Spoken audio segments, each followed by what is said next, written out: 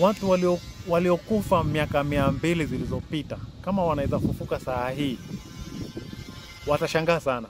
Wataona dunia imebadilika. Je, unajua kwamba miaka 200 zilizopita hakukuwa na gari? Gari ya kwanza kukuwa invented duniani ilikuwa invented January 26 January the year 1886. Hiyo ni karibu miaka 130 mpaka saa hizi. Haijafika miaka 200. So inamaanisha miaka 200 zilizopita gari haikukua. TV ya kwanza kukuwa invented duniani imekuwa invented 1926. Hizo ni miaka 100 tangu ikuwe invented. Inamaanisha TV haikukua miaka 200 zilizopita. 1973 ndio mobile phone ya kwanza imekuwa invented. Lakini hiyo mobile phone haikukuja kukua common kabisa mpaka miaka mingi sana. Kufika 1994 ndio tumekuja kukua na smartphone. Na smartphone ya kwanza haikukuwa ya Android, ilikuwa ya Symbian. Symbian haikukuwa inaweza kukua afforded na watu wengi kwa sababu ilikuwa expensive. Lakini Symbian imekuja kuuza late 90s. Lakini the year 2003 ndio Android ilikuwa born. Android ilizaliwa the year 2003. Lakini Android haikukuja kwa hiyo platform ya mobile phone.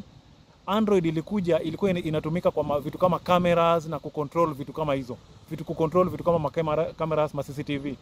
Lakini kufika the year 2005 ndio Google waka-acquire Android. Hiyo 2005 ndio sasa wakakuja kuinvent Android One.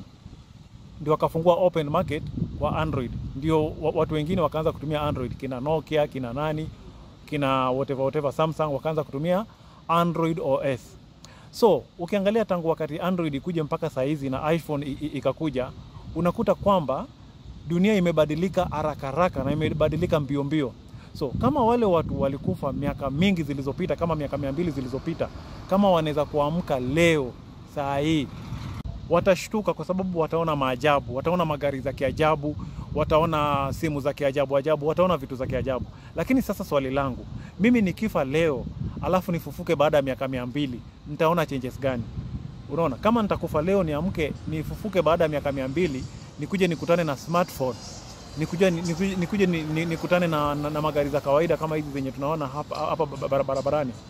Hiyo nitakuwa very much disappointed. Lakini I'm telling you, ukikufa saa hizi ufufuke baada ya miaka 200, utakuta Android tu ndio imefika Android 3000, unakuta iPhone imefika iPhone kama iPhone 2000 and something. Hiyo haitakuwa ni surprise. So inamaanisha generation ya saa hizi haitaki kukuja na new thing. Wanataka kumodify vitu zenye wameshapata. They spend a lot of time kwa TikTok na YouTube. Alafu wanakosa kujifanyia kazi. Invention most of the time huwa inafanyika wakati mtu ametulia kabisa.